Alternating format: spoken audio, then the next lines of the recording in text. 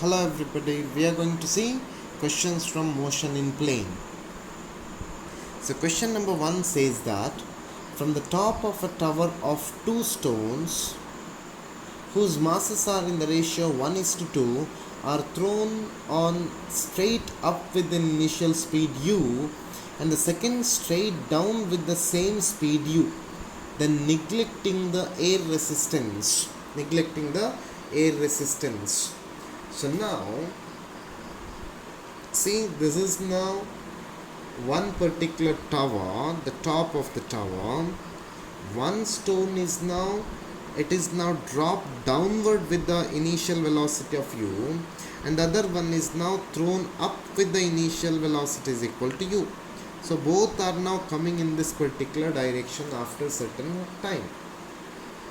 So both will start to fall down with same initial velocity. At this particular point it is now initial velocity u only, and fall through same height.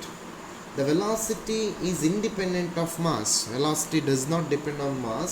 Therefore both they will fall down, will take same time, that is h is equal to ut plus half gt square. So it must be same time. So both the stones will have the same speed when they hit the ground. So option C is correct for first question.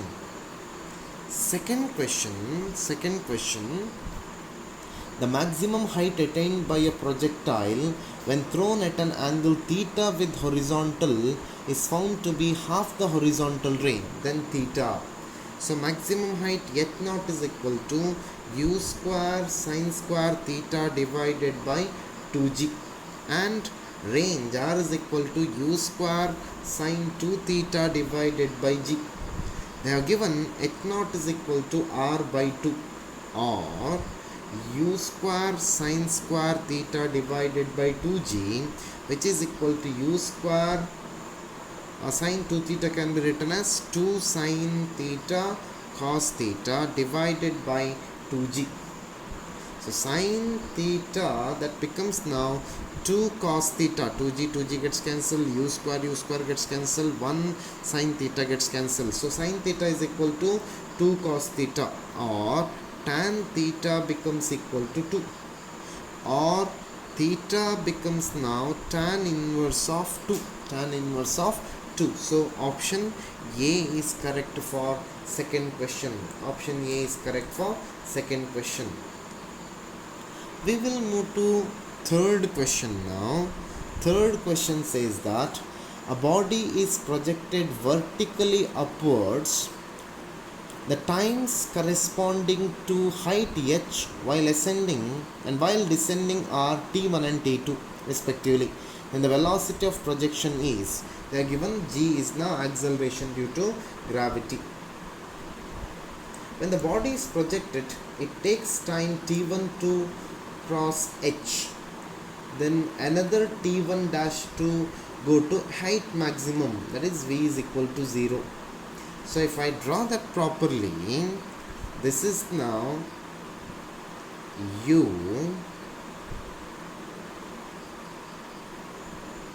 this is now time t1, and it reaches to maximum height. It is now at this particular point, final velocity is 0, u dash becomes equal to 0 while coming. So this time is taken to be t. Initial velocity u dash becomes now 0 and takes time t to reach ground. So in that particular case, 0 is equal to u minus gt, or t is equal to u divided by g, or t1 plus t1 dash is equal to u by g.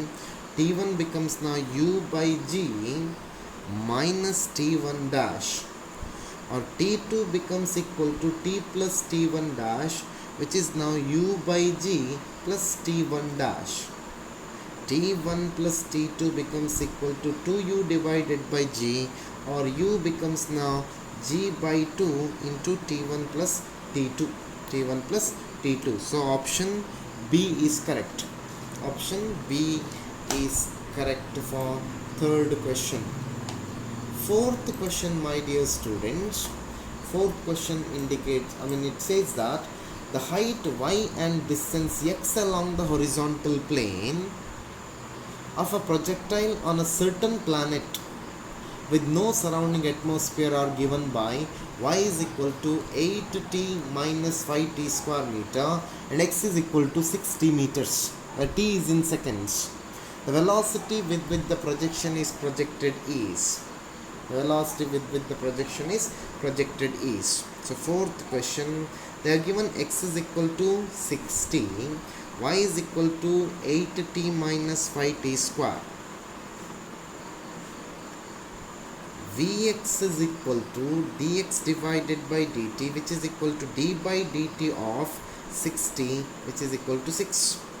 And Vy is equal to dy by dt, which is equal to d by dt of 8t minus 5t square, which is equal to 8 minus 10t. Correct now? Which is equal to 8 minus 10t.